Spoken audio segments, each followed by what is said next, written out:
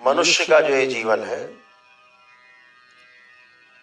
इसीलिए मिला है कि ताकि हमने जो भी कर्म किए पीछे उनकी स्मृतियां बनी हुई हैं, उन स्मृतियों के कारण उनका भोग काट करके उन स्मृतियों से, उन कर्म भोग से मुक्त हो सके और 84 लाख योनियों के जो जन्म मरण का बंधन है उससे हम मुक्त हो सके। इसलिए मनुष्य योनि मिली है, कर्म भोग को आराम से काट करके। देवता लोग भी इस मनुष्य योनि के लिए तरसते हैं। सुनते होंगे ना, अभी देवता भी मनुष्य योनि के लिए तरसते हैं। क्यों तरसते हैं देवता? जबकि आप तो देवता को ऊपर मानते हो, आपसे अपने आप से ऊपर माने हो देवता को। आप देवता की पूजा करते हो और देवता क्या चाह रहा है? हे प्रभु, हमको फिर से मनुष्य योनि मिल जाए। हो गया ना उल्टा? ऐसा क्यों? क्योंकि देवता अभी पूरा नहीं हुआ, बना नहीं, पूरा हुआ। क्या नहीं बना? पूर्णता नहीं मिली उसको, पूर्ण नहीं हुआ, बाबा जैसा नहीं बना, पूर्ण गुरु नहीं बना अभी वो। अभी बीच में, अभी बीच में माँ जैसे नहीं बने, अभी बीच में। उस पद तक पहुंचने के लिए मनुष्य शरीर की आवश्यकता है, जो सौभाग्य से आप सबको मिला हुआ है शरीर। और इस धरती 7 करोड़ मानव है, सबको मिला हुआ है ये सौभाग्य। लेकिन पूर्ण गुरु मिले, आप जैसा सौभाग्य सबका नहीं। बहुत कम लोग हैं जिनको पूर्ण गुरु का सानिध्य मिलता है अपने इस शरीर यात्रा में। तमाम पूर्ण गुरु आए, उन लोगों ने लहर जल, पूरी लहर जगाई, लोगों को जागृत किया, प्रेरित किया, लोगों को 84 लाख योनियों के बंधन से मुक्त कराया। जितना कर पाए बहुत कर पाए, आगे वालों को भी दे गए करने के लिए। जितना कर पा रहे हैं वो लोग भी करते हैं, लेकिन जितना करना चाहिए उतना नहीं कर पा रहे। क्यों नहीं कर पा रहे? इसलिए नहीं कर पा रहे कि स्वयं की अभिप्साएं, लिप्साएं, स्वयं की इच्छा आकांक्षाएं, आशाएं इतनी ज्यादा हैं, दूसरों की दिख नहीं रही।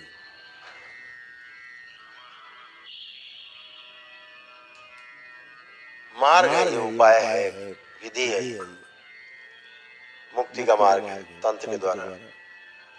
तंत्र कभी भी सिद्धांत की परवाह नहीं करता। तंत्र हमेशा परवाह करेगा तो परिणाम की परवाह करता है। आप कैसे स्वस्थ होगे, येन केन प्रकारेण आपको स्वस्थ करना है, विधि कोई लगानी पड़े। सिद्धांत किनारे रखा रहता है, सिद्धांत काम नहीं करता। लेकिन परिणाम की चिंता रहती है तंत्र को। परिणाम कैसे आएगा? बाबा क्या चिंता करते हैं कि परिणाम मिले आपको, जैसा आप चाहते हो, जैसी आपकी अपेक्षा है, जैसे आपके भाव है, वो आपको मिले। किस विधि से मिलेगा इसकी कोई निश्चित विधि नहीं। कोई किसी विधि से करता है, कोई सेवा झाड़ू लगा करके मुक्ति पा जाता है, कोई ऐसे दरबारों में झाड़ू लगा के, पोछा लगा के ही मुक्ति पा जाता है।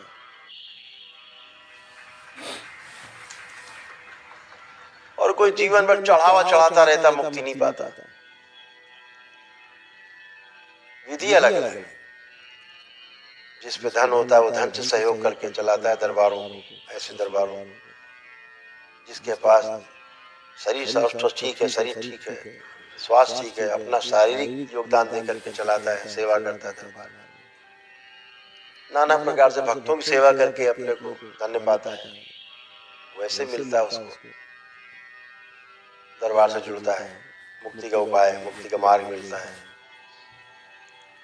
केवल जरूरी नहीं कि आप धन चढ़ाएंगे तभी मुक्ति मिलेगी और तभी जो है बड़ा ईश्वर प्रसन्न होगा, बाबा प्रसन्न होंगे।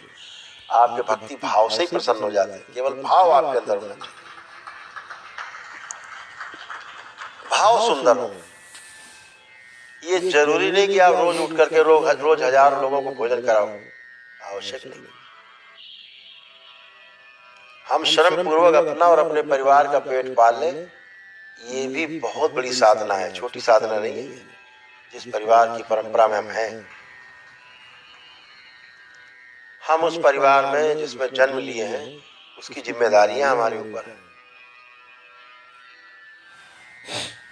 तो हम अपनी मुक्ति का उपाय, मुक्ति का मार्ग ढूंढ करके उस पर चलने के साथ साथ अपने परिवार की चिंता भी करते हैं, अपने परिवार के लिए भी करते हैं, करना चाहिए, क्योंकि परिवार से बढ़ के इस संसार में कुछ भी नहीं है। हमेशा ध्यान रखो, अपने परिवार से बढ़ के इस संसार में कुछ भी नहीं है। सबसे छोटी इकाई है सृष्टि में, लेकिन सबसे मजबूत इकाई है। आपको जरा सी ठोकर लगेगी, आपका परिवार खड़ा होगा पूरा। भले पड़ोसी ना है, मोहल्ले वाले ना है, लेकिन आपका परिवार ही सबसे पहले खड़ा होगा। आपके सुख में, आपके दुख में, आपके हर प्रकार की गतिविधियों में परिवार का ही आपका साथ मिलता है। परिवार को आपका साथ ना मिले, आपको साथ ना मिले परिवार का, तो अपने आप को बहुत छोटा महसूस करते हैं। दुनिया का साथ मिल जाए, परिवार अगर साथ छोड़ दे तो फिर आप बहुत छोटा महसूस करते हैं। और दुनिया का साथ मिले न मिले, परिवार का केवल साथ मिल जाए तो दुनिया कदमों में होती है आपके। तो हमेशा परिवार को सर्वश्रेष्ठ मान के परिवार को आगे रख करके ही चलना है। जैसे आपकी इच्छा, विचार, आशाएं निश्चित रूप से, ऐसे ही परिवार के अन्य सदस्यों की, जब उनका हम सम्मान करके चलते हैं, एक अद्भुत सुख मिलता है आपको।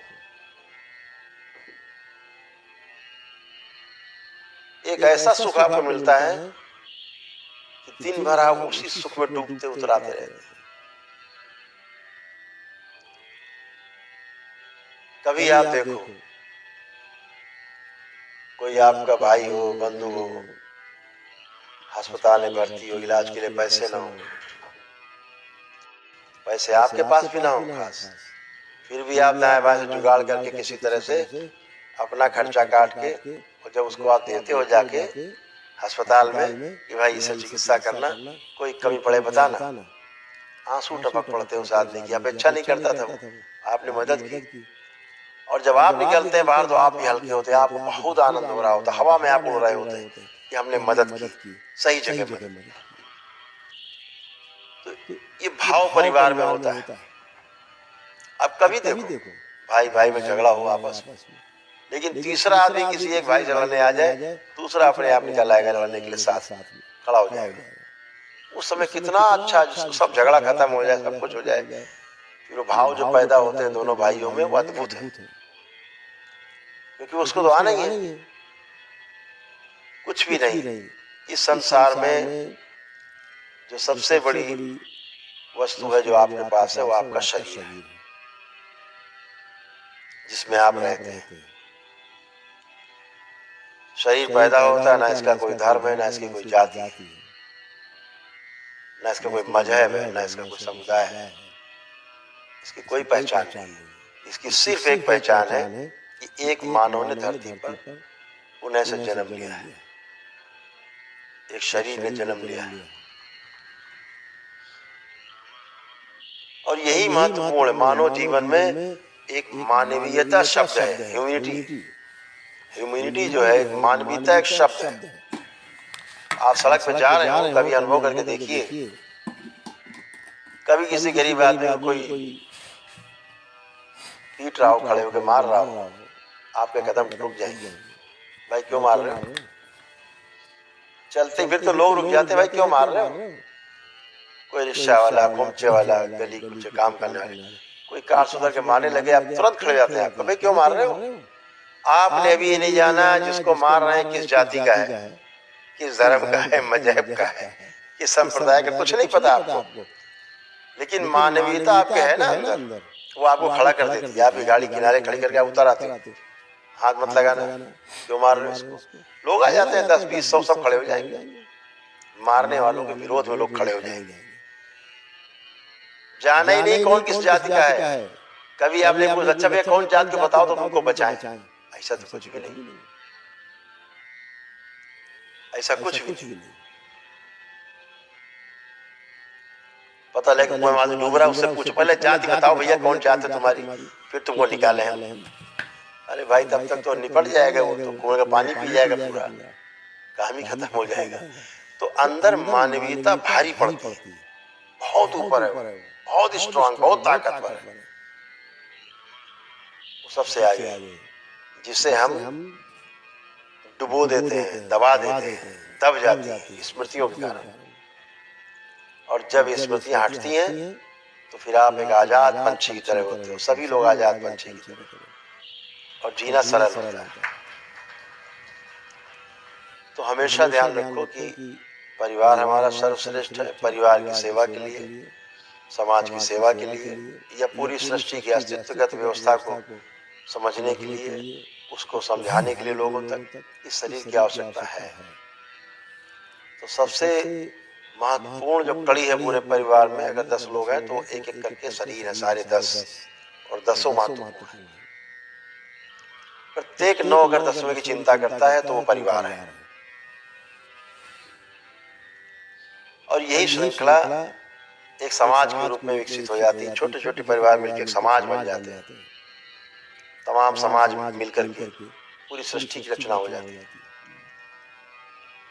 तो हमेशा अपने इस शरीर को स्वस्थ रखना है, शारीरिक रूप से, मानसिक रूप से, आध्यात्मिक रूप से स्वस्थ रखना है। जब 3 चीजें आप कर लोगे, शारीरिक, मानसिक और आध्यात्मिक रूप से जब आप स्वस्थ होगे, तो निश्चित समझ लीजिएगा आप आर्थिक रूप से, पारिवारिक रूप से और सामाजिक रूप से अपने आप मजबूत हो जाओगे। तुम्हें कोई टिका नहीं सकता।